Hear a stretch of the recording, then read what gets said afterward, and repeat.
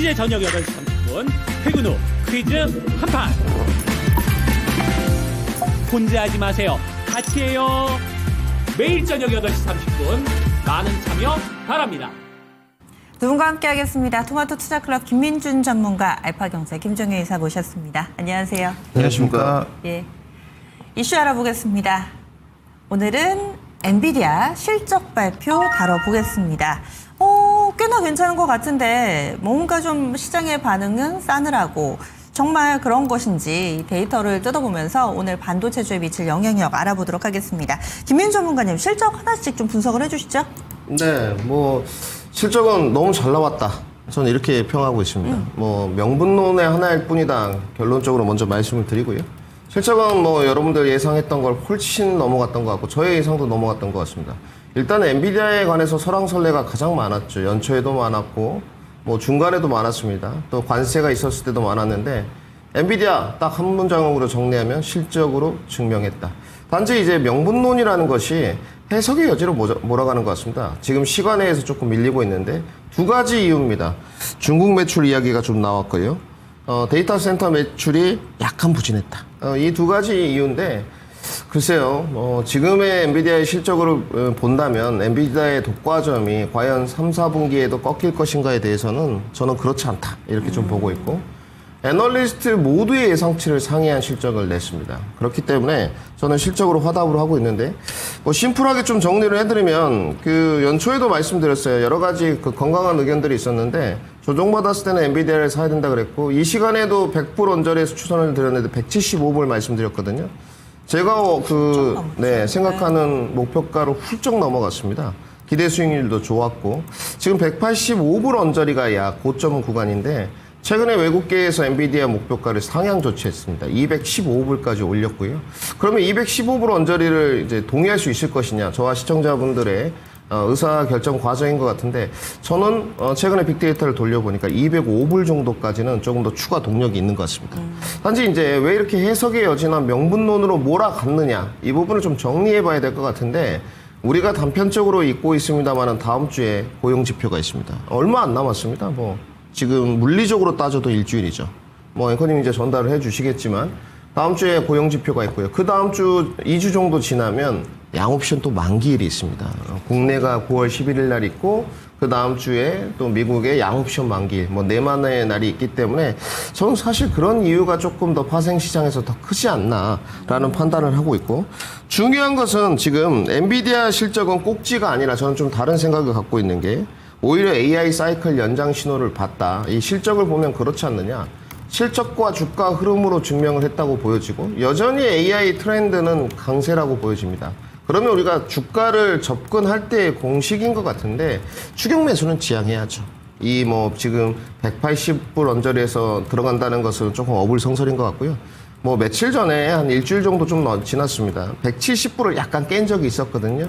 이때 기회를 좀 타진하신 분들이라면 저는 조금 더 가져가는 것을 분명히 좀 말씀을 드리고 싶어요. 단지 이제 시간의 문제인데 두 가지를 결정하셔야 될 것 같습니다. 첫 번째는 미국의 양옵션 만기일 전에 정리를 좀 할 것이냐. 이 부분을 첫 번째로 말씀드리고 싶고 두 번째는 나는 미국의 양옵션 만기일을 그냥 넘기고 10월, 11월을 좀 보면서 진행을 하겠다. 어찌됐건 연준의 독립성 훼손이 있습니다만은 금리 인하는 지속될 거고 금리 인하에 대해서 엔비디아도 분명히 수혜를 볼 것이기 때문에 저는 그 두 가지만 결정 포인트를 말씀드리고 싶고 저의 결론은 강하게 조금 더 보유자분들은 가져가셔라 정리를 해드리고 그 다음에 이제 주변으로 시선을 돌렸을 때 엔비디아가 이러한데 오늘 시간에 의해서 지금 강세는 아닙니다만은 우리가 주변 종목에서 낙수 효과를 보거나 아직도 반등의 트리거가 많이 남아있는 종목들이 무엇일까 생각을 해봐야 되는데 저는 미국 쪽에서는 좀 독특하게 후속 대항마로는 마이크론 테크놀로지 말씀드리고 싶고요.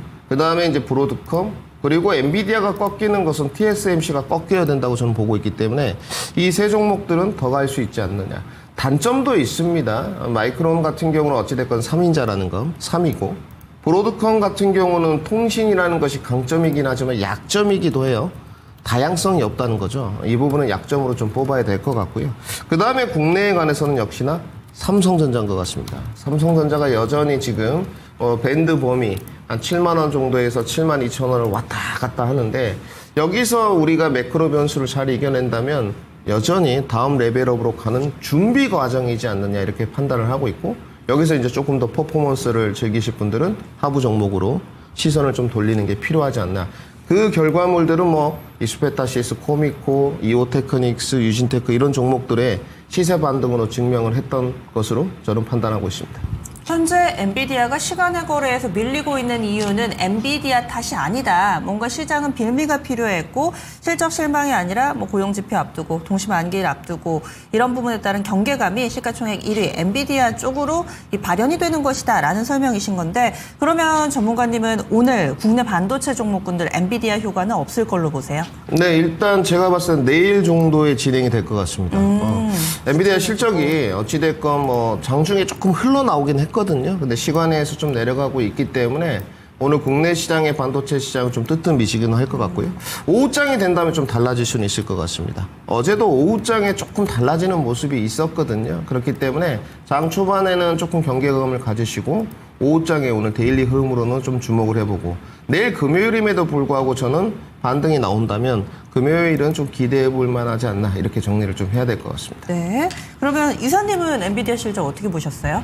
네, 엔비디아의 핵심은 뭐 분기 실적 때마다 말씀드리고 있지만 어닝 서프라이즈가 그냥 상수입니다. 안 나오면 급락인 거예요. 그래서 어닝 서프라이즈, 그러니까 뭐 전문가 예상 뭐 이런 것들보다는 그걸 항상 뛰어넘는 실적이 기본으로 나와줘야 현재 밸류에이션은 납득 가능한 밸류에이션이고요. 그 다음에 이제 그나마 이번에 인상적이었던 건 여전히 70%를 넘는 마진율을 계속 기록하고 있다는 것이죠. 그러니까 시장의 우려는 뭐 지금 중국과 관련된 우려도 있지만 이 마진율은 언제쯤 꺾일까? 지금 쿠다 플랫폼을 포함해서 이 GPU를 사로잡고 있는 엔비디아의 이 공고한 장벽은 무너지지 않을 것으로 누구나 보고 있지만, 적어도 뭐 TPU나 NPU 쪽에서는 다른 업체들이 이미 많이 진출하고 있고, 그다음에 뭐 중국의 업체들이 최근에 엔비디아를 추격하면서 H20이 들어가도 뭐 중국에서 별로 안 팔릴 거다라는 분석도 있고, 그러니까 이제 젠슨 왕이 지금 중국에다가 결국 루빈도 팔 거다라는 얘기를 공공연히 쏟아내고 있는 것이고, 그 다음에 이제 재작년부터 엄청나게 기대를 줬고 올해 이제 제품을 발표해서 데뷔시킬 거다라고 했던 짐 켈러의 텐스토렌트는 최근에 이제 블랙홀이라고 하는 새로운 칩을 내놓기는 했는데, 과연 뭐 시장에 영향력은 있는 것인지에 대한 계속 이제 엔비디아는 도전과 응전이라는 거죠. 그래서 도전을 받았을 때는 조금 이제 약세를 보이다가 엔비디아의 응전이 이기는 형태로 간다면 다시 또 주가가 올라가는 그런 형태로 갈 가능성이 높다라고 보여지고 있고, 만약에 이제 소위 2두나 뭐 3두 체제로 가는 그런 상황으로 간다면, 엔비디아의 독점 체계가 아니라 그런 상황으로 간다면 엔비디아의 밸류에이션은 많이 내려올 수밖에 없겠죠. 그러니까 그런 차원에서 저는 지금은 도전의 시대라고 보고 있고, 그러면 엔비디아를 굳이 살 이유가 별로 없다라고 보고 있기 때문에 지금은 저도 뭐 종목은 좀 겹치는데 브로드컴이나 삼성전자를 더 사야 될 때가 아닌가. 그래서 지금 엔비디아 관련된 종목군들을 더 사고 싶은 생각은 저는 별로 없고, 엔비디아에 주로 도전하는 업체들, 그 다음에 엔비디아 옆에서 오히려 수혜를 받고 있는 그런 업체들, 혹은 엔비디아가 지금까지 협력하지 않았지만 앞으로 협력을 필요로 하는 업체들을 좀 봐야 되지 않나, 이렇게 좀 보고 있습니다.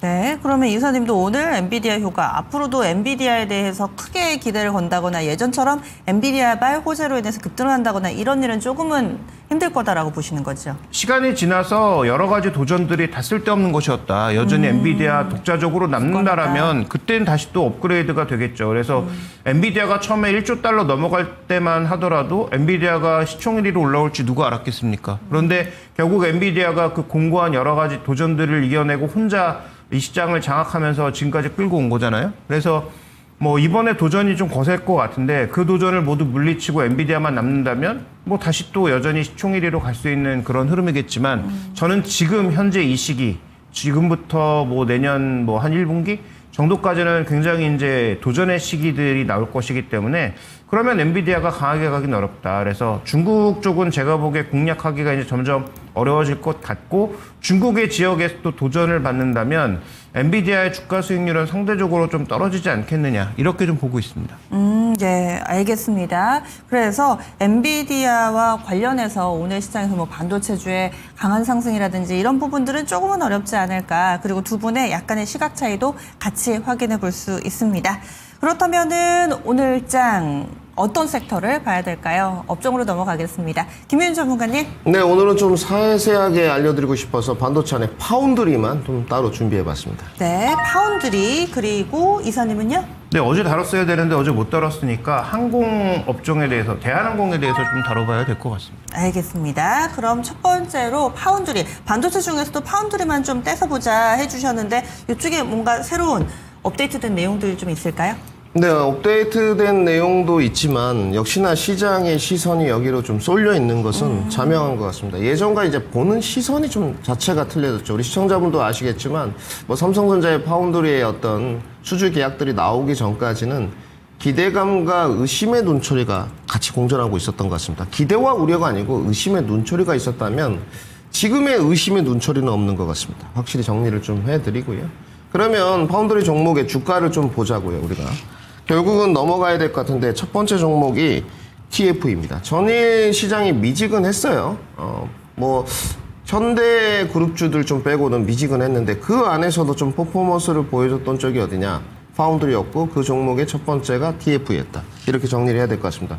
주가는 무섭도록 올랐고요. 100% 넘게 올랐습니다. 그러니까 투자 아이디어를 우리가 시청자분들하고 어디서 얻어야 될지는 답은 나와 있어요. 뭐 기존 주도주들도 많이 좋았고 잘 갔지만 이런 종목들 지금 15,000원에서 지금 박스권 뭐 2만원 기간 행보하다가 뚫고 올라가서 지금 38,000원까지 갔는데 아직도 추세가 멈출 기미가 보이지 않거든요. 지금 꼰사에서도 여전히 목표가가 상향 조치되고 있고, 그러니까 조금 우리가 익숙치 않은 종목들이 하나둘씩 파운드리 쪽으로 튀어나오고 있다는 거. 저는 지금 밑에 이제 곧 자막에 나가겠습니다만은 파운드리 종목을 총 4가지 수혜로 정리를 좀 하고 있거든요. 첫 번째는 TFE, 두 번째는 여러분들 잘 아시는 두산 테스나, 세 번째는 이제 물적 분할 철회가 있었던 하나마이크론, 네 번째는 저희 이제 시그니처인 AD 테크놀로지 보고 있는데 이 네 종목들이 지금 주가 퍼포먼스가 최근에 다 좋습니다. 그 다음 두 번째로 좀 넘어가 보면 이제 어제 조금 반등이 있었던 하나마이크론 이야기를 좀 드리고 싶은데요. 어제 사실 주가가 괜찮았었습니다. 이게 이제 단기적으로 봤을 때 12,000원 아래권에서는 좀 사야 되는 종목인데 여전히 이제 시청자분들의 우려나 저의 우려는 아직 추세가 조금 정배열되지 않지 않았느냐. 분명히 기간 조정 형태로 가고는 있지만 아직 역배열이거든요. 그런데 여러분들 이걸 아셔야죠. 우리 시청자분들. 가격은 늘 쌀 때 사는 겁니다. 하나마이크론 같은 경우는 가장 큰 노이즈가 무엇이었냐면 분할 이슈였어요. 근데 이 부분이 분명히 철회가 되었기 때문에 올해 하반기부터 내년에 정상화 과정으로 간다면 역시 패키징에서 좀 수혜를 볼 수 있는 쪽, 파운드리에서 수혜를 볼 수 있는 쪽은 하나마이크론이라고 좀 판단을 하고 있고, 가격적 메리트가 여전히 있기 때문에 주가는 싸다. 지금 잡아야죠. 그러니까 늘 말씀드리면 사지 말으라고 할 때는 꼭 사세요. 고점 가서. 네. 사라고 말씀드릴 때는 또 안 사요. 팔아야 될다라고 말씀드리면 또 안 팝니다. 그러니까 그렇게 하지 마시고 조금 더 주식을 접근할 때 가격이 싼데 내가 시간 투자나 기간 투자를 얼마나 해야 될지 반문을 좀 해보시면 좋을 것 같고, 마지막 종목은 저희 시그니처는 이제 AD 테크놀로지입니다. 내려오기 전에 조금 기본선과 회기선을 복잡하게 좀 그려놨는데 내용은 심플합니다. 주가는 더 갈 것이다. 이렇게 좀 말씀을 드리고 싶고요. 연초에 뭐 2만원대 공방전이 있었지만 7, 80%의 반등을 좀 보여줬고, 최근에 지금 주가 흐름을 보시게 되면 5월 23일부터 계속 주가가 저점과 고점이 함께 레벨업 되고 있습니다. 고점이 27,800원까지 갔는데 다시 한번 눌렀거든요. 이제는 2만원대 기회를 조금 더 한번 타진해 봐야 될 것 같고, 올해부터 이제 양산 매출까지 더불어서 이어진다면 내년에 개발 매출, 양산 매출이 한꺼번에 이어지면서 정상화 과정으로 거쳐갈 것 같고, 향후에 파운드리가 2026년부터 시작되지 않습니까? 실적 부분에. 그렇다면 앞으로 알칩이나 GUC처럼 정말로 AD 테크놀로지도 수혜를 보지 않을까, 이렇게 반문이 들어서는 파운드리를 좀 정리해봤고, 결론입니다. 파운드리 시장은 속도전이 아닌 지금 좋은 물건을 선점하는 과정입니다. 이 좋은 물건이 4가지 종목 안에 여러분들의 의사결정 과정에 들어가 있다면 가격적 메리트가 있으니까 지금도 충분히 관심을 가져봐야 되지 않느냐, 이렇게 정리를 좀 해드리겠습니다. 네. 그래서 반도체 가운데서 파운드리 지금 충분히 매력적이다. 새로운 뉴스가 나와서 그런 건 아닌데 지금 시점에서 이렇게 좀 조용할 때 사 담을 만한 그런 종목군이다. 설명이네요. 이어서 항공 섹터, 특히나 대한항공 관련해서 어제 새로 나온 뉴스들 같이 좀 정리를 해주시면 좋을 것 같아요. 네, 일단 엄청난 투자를 지금 약속을 했죠. 그래서 우리가 원래 기존에 얘기했던 그 3,500억 불에서 추가 투자가 여러 군데에서 나왔는데 그 대표적인 게 지금 대한항공이 보잉에서 70조 사겠다는 얘기가 나오면서 뭐 금액이 일단 화들짝 놀랄 수밖에 없는 거죠. 그 정도의 돈은 있나부터 시작해서 지금도 빚이 없는 편이 아닌데 리스 부채가 꽤 되는데 뭐 보잉에서 그 정도 비행기를 사면 그러면 뭐 장기적으로 뭐 새 비행기 바꾸고 다 좋은데 그 재무적 부담은 어찌할꼬라는 그런 물음 때문에 주가가 이제 약세를 보이고 있다라고 봐야 되는데 이 내용을 좀 자세히 살펴보시면 일단 장기 계약일 가능성이 높다라는 거죠.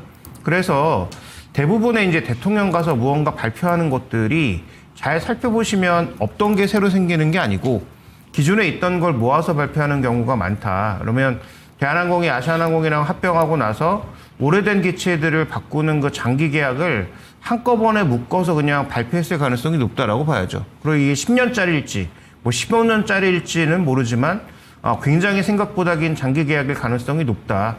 그렇다면 뭐 당장 캐펙스가 증가하는 건 피해갈 수 없으나 그렇다고 해서 뭐 실적을 다 까먹을 정도로 대한항공이 그렇게 투자할 정도의 여력이 있는 회사인가, 조은태 회장이 그렇게 과단성이 있는 사람인가를 놓고 보면 저는 그렇지 않을 것 같다라고 보고 있습니다. 또 하나 우리가 좀 주목해 봐야 될 건 이 70조라는 숫자에 주목하는데 실제로 항공기를 구매하는 과정에 있어서는 생각보다 꽤 많은 할인이 들어간다. 그러니까 표면상으로 드러난 금액을 그대로 계약하는 경우는 별로 없다라는 거죠. 많게는 뭐 시장 상황에 따라서 뭐 40% 이상의 할인을 받기도 해서 실제로 이 돈이 전부 들어가지는 않을 거다라는 그런 얘기가 또 나오고 있는 상황입니다. 그렇다면 지금 뭐 실적에 영향받을 것 같아서 주가가 뭐 흔들릴 수 있으나 일단 장기적으로는 기체를 새 거로 바꾼다라는 그런 긍정적 부분도 일단 우리가 생각해 볼 필요가 있겠고, 그다음에 아시아나항공과 합쳤을 때 생각보다 이제 굉장히 큰 규모라는 데 동의하지만 그 장기 계획이라면 그렇게 큰 투자도 아니라는 점도 더불어 살펴볼 필요가 있겠고, 장기적으로 기종으로 교체됨으로써 긍정적 효과는 전혀 반영되지 않았다는 점을 살펴봤을 때 저는 여전히 뭐 대한항공에 대해서는 긍정적 관점을 가져가야 되는 게 아니냐, 이렇게 좀 보고 있는 상황입니다. 그래서 항공업종에 대해서는 투자가 늘어나는 것에 대해서의 부담감은 있으나 이게 한 분기당 나타나는 투자 금액의 증가분은 생각보다 굉장히 제한적일 가능성이 높다, 이렇게 좀 봐야 될 것 같습니다. 그런데 보통은 항공 섹터, 항공 업체들이 리스 많이 하지 않나요? 빌려서 쓰지 않나요? 이렇게 대규모로 막 100대씩 사놓고, 지금 사실 제가 숫자상으로 데이터가 몇 대 보유하고 있고 몇 대는 리스고 그 비율을 정확하게 알지를 못해가지고요. 이례적으로 대규모로 좀 산다. 그리고 리스로 써도 될 텐데 뭐 이런 생각도 좀 들어가지고요. 그러니까 결국 대규모 리스를 하는 거죠. 전부를 산다라기보다는 대규모 리스를 하는 거라고 봐야 될 것 같고, 그다음에 비용을 낼 때 있어서 예를 들어서 뭐 비행기 한 대가 뭐 몇천억인데 그 금액을 한꺼번에 낼 수는 없는 거 아니겠습니까? 그래서 그걸 이제 리스 형태로 내는 거죠. 그래서 그게 금리라든지 환율에 민감하게 작용을 하는 거고, 그다음에 또 하나 우리가 좀 살펴봐야 될 건 지금 보잉의 생각보다 주문이 우리만 주문한 게 아니라서 맞아요. 여기저기서 엄청나게 네네. 몰려 있습니다. 맞아요. 그러니까 그렇게 주고 싶어도 생각보다 빨리 줄 수도 없다. 그런 관점에서 보면 지금 만약에 이런 우려로 주가가 빠진다면 제가 보기엔 매수의 기회가 아닐까, 이렇게 좀 판단하고 있습니다. 그렇네요. 워딩을 정확하게 보니까 구매가 아니고 주문이니까 이 부분도 같이 좀 반영이 돼 있습니다. 뿐만 아니라 미국에서 이 상호 협상, 이 관세 관련해서 얘기 나올 때 늘 보잉의 항공기 몇 대를 산다, 이런 내용이 인도도 그렇고 일본도 그렇고 좀 포함돼 있었잖아요. 그래서 같은 맥락으로 좀 크게 대한항공의 리스크 요인은 아니다라는 설명까지 들어봤습니다. 그러면 항공 섹터 간략하게 하나만 더 여쭤볼게요. 지금 대한항공이 너무 집중해가지고 이것이 전반적인 항공 섹터에는 어떤 영향이 있을까요? 근데 전반적인 영향은 뭐 별로 없다라고 봐야죠. 왜냐하면 뭐 다른 업체들도 일부 기체들을 사기는 하겠지만, 근데 이제 시장에서 이거 부정적으로 보시는 분들은 이제 그 얘기 많이 하시더라고요. 에어버스하고 보잉하고 비교해서 더 싼 거 사면 되는데 보잉하고 계약을 다 해버리는 바람에 비교도 못하고 그냥 비싼 가격에 사야 되는 것 아니냐. 근데 이건 아까도 잠깐 말씀드렸다시피 항공기를 사는 데 있어서 정확한 그 팩트 체크를 하지 않은 우려에서 나온 거다. 아까 말씀드렸지만 계약한 금액에서 할인돼서 사는 경우도 많고 네. 할인율이 60%에 달한 적도 있었다고 해요. 그래서 그런 관점에서 보면 뭐 전체 업종에 미치는 영향은 뭐 제한적일 수밖에 없다. 이렇게 좀 봐야 될 것 같습니다. 예, 알겠습니다. 다음 종목으로 넘어가겠습니다. 오늘 김윤 전문가가 준비한 종목은요? 네, 계속적으로 말씀드렸던 페어마켓 앞둔 오스코텍 준비해봤습니다. 아, 어제 정말 좋았어요. 그래서 여운이 좀 남아 있습니다. 오늘 장은 어떨지 김 이사님은요? 네, 한중 NCS를 말씀드리겠습니다. 예, 오스코텍 보겠습니다. 요즘 들어서 제약바이오 몇몇이 정말 좀 한껏 원겨울 모아 오름세를 나타냈는데 오스코텍이 10%나 급등을 했습니다. 그동안 정말 많이 강조해 주셨잖아요. 수익들 내고 계실 텐데 지금 시점에서는 어떻게 해야 될까요? 네, 일단 뭐 결론부터 말씀드리면 바이앤홀드입니다. 더 들고 갈 가자. 수 있다. 뭐 네. 이렇게 정리를 심플하게 좀 해드리고 단지 이제 지난주부터 매수 관점이 마지막 막차였거든요. 예, 뭐 지난주에도 이제 추천이 좀 나가긴 했는데 31,000원, 32,000원대 사신 분들이라면 아마 지금 좀 수익 중이시고 가격 경쟁력이 있으실 겁니다. 그럼 이제 조금 더 보유해야 될지 말아야 될지는 고민하는데 뭐 단기 저항이 39,000원, 4만원에 있습니다. 분명히. 저항은 깨라고 있는 거예요, 여러분들. 분명히 말씀드리지만 또 지지도 깨지라고 있는 거고 여기 구간 돌파해야죠. 근데 여기는 더 높이 가기 위한 하나의 뭐 쉼터일 뿐이라고 생각이 들고요. 39,000원, 4만원 저뿐만이 아니고 우리 시청자분들도 누구나 보는 기술적 자리입니다. 뭐 그걸 시장에서는 이제 마디가, 뭐 어림수 이런 저항의 등등으로 표현하긴 하는데 저는 왜 유한양행보다 오스코텍이냐? 레이저 티닙에 더 주목하는 거예요. 원물질에. 뭐 어찌됐건 저는 손 안 대고 코 푼다 이렇게 좀 표현을 하거든요. 뭐 유한양행에 팔긴 했지만 유한양이 또 얀산에 팔고 뭐 등등의 과정은 있지만 로열티는 배분받지 않습니까? 안 그래도 어제 너무 신기했던 게 두 종목이 보통 같이 딱 하는데 어제는 오스코텍만 갔잖아요. 유한양행 오른 게 없어요. 아무래도 시장의 투심이 유한양행이 나쁘다기보다도 신약 통과가 되었는데 퍼포먼스 쪽으로 좀 공격적 투자 성향을 가지신 쪽들이 투심이 움직이는 것 같습니다. 왜냐하면 유한양행이 더 진득하거나 좀 무게감은 있어요. 근데 주가가 뭐 유한양행 굳이 언급 만들고 싶은데 우리 앵커님 말씀하셨으니까 움직이지 않습니다, 지금. 근데 뭐 이 여전히 가격적 구간을 본다면 유한양행 메리트가 있긴 해요. 그런데 지금 개인 투자자들이 너무 많이 들어와 있어요. 유한양행. 최근에 계속 말씀드리지만 개미가 너무 많이 들어와 있으면 주가 못 갑니다. 그래서 유한양행도 보시게 되면 이번 달에만 누적으로 개인 투자자들 888억, 약 900억을 밀고 들어왔거든요. 이렇게 되면 주가 잘 못 가요. 오스코텍은 완전 반대죠. 외국인들이 개인 투자자는 없고 이번 달에만 137억을 샀거든요. 그러니까 이게 차이점입니다. 주가의 퍼포먼스를 볼 때. 물론 수급이 전부는 아니지만 조금 더 강조를 드리고 싶은 게 개인의 수급보다는 외인 기관 중심으로 수급 편제가 되어 있는 것을 좀 권장드리고 싶고 그러면 다시 돌아와서 4만 원대에 뭐 쉼터가 있겠습니다만은 여기를 넘어간다면 저는 충분히 내용이 4만 5천 원, 5만 원까지 나온다고 보여지거든요. 그래서 어제 그 생겼던 거래량 그다음에 거래대금, 주가 오늘 5일선 키 맞추기를 한다면 여기서 가격을 눌렀을 때 기회를 한번 타진해보고 기간은 조금 더 뭐 페어마켓가 끝나더라도 긴 관점으로 한 10월, 11월까지 수익 관점 접근한다면 기대 수익률은 나오는 종목이지 않나 이렇게 좀 정리를 해드리겠습니다. 네, 오스코텍은 그대로 들고 가시면 되겠습니다. 이어서 한중 NCS 뭔가 방송에 몇 번 얘기는 해주신 것 같은데 이 시간에 토픽으로 가져오신 적은 없는 것 같단 말이죠. 어떤 포인트 있을까요? 네, 뭐 ESS 관련돼서 뭐 여러 종목군들을 말씀드렸지만 주로 이제 대형주 위주로 말씀드렸기 때문에 근데 이제 한중 NCS가 ESS 납품이 주로 삼성 SDI 향이라는 거죠. 그래서 삼성 SDI가 인디애나에 지금 공장 만들어서 여러 업체들과 협력하는 과정에서 뭐 LFP나 이런 쪽은 ESS 쪽으로 갈 것으로 보이는데 우리나라에서는 지금 이 ESS와 관련돼서 수냉식의 방식을 가지고 있는 거의 유일무이한 업체로 지금 알려지고 있기 때문에 뭐 이런 관점에서 최근에 좀 관심을 받았다가 단기적으로는 좀 주가의 조정이 나타나고 있는 상황입니다. 그래서 지금 제가 시장에 꽂혀 있는 것은 일단 미국에 공장이 있어야 된다. 그다음에 미국과 협력할 수 있어야 된다에 꽂혀 있는데 그래서 뭐 현대차, 삼성전자 뭐 계속 여전히 좋게 말씀드리고 있는 거고 그러면 삼성 SDI도 ESS 협력 측면에서 보면 LG엔솔과 더불어서 뭐 SK온도 마찬가지고 우리나라 셀 3사가 모두 미국과 협력할 수 있는 그런 위치에 있는데 삼성 SDI 집중적으로 납품하는 업체라는 측면에서 뭐 중소형주에서 찾아보면 이런 업체도 조금 혜택을 받을 수 있지 않을까라는 판단이고요. 그래서 ESS 쪽에 뭐 여러 종목군들이 있지만 관심을 한번 가져본다면 이 종목의 전체 매출이 원래는 자동차 부품이 우위였다가 ESS 쪽이 훨씬 높아지고 있는 상황이고요. 국내도 이제 ESS가 늘어나고 있는 상황이고 ESS 수주를 지금 삼성 SDI가 우리 국내에서도 쓸었지 않습니까? 그러면 그와 관련된 매출도 증가할 수 있다는 점을 같이 봐야 되겠죠.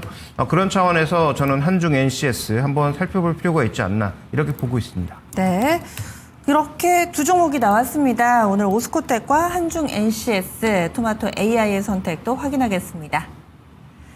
오늘 이 두 종목 가운데서는요, 오스코텍이 아무래도 조금 더 핫하기는 하죠. 어제도 강한 주가 상승을 나타냈고 색깔이 다릅니다. 어떤 쪽이 더 좋다라는 것이 아니라 이 오스코텍 같은 경우는 최근 강세 움직임이 유지가 되고 있고 또 로열티 수익이 본격화되고 있어서 이 부분 주가에 좀 반영되고 있는 상황이다. 그리고 다양한 신약 파이프라인 가지고 있는 점 긍정적인 포인트 봤고요. 한중 NCS, ESS 그리고 EV 수요 기반의 실물 수요가 탄탄하다. 하지만 또 단기 모멘텀으로는 오스코텍에 조금 더 밀리지 않나라는 시각에 6대4 알아봤습니다.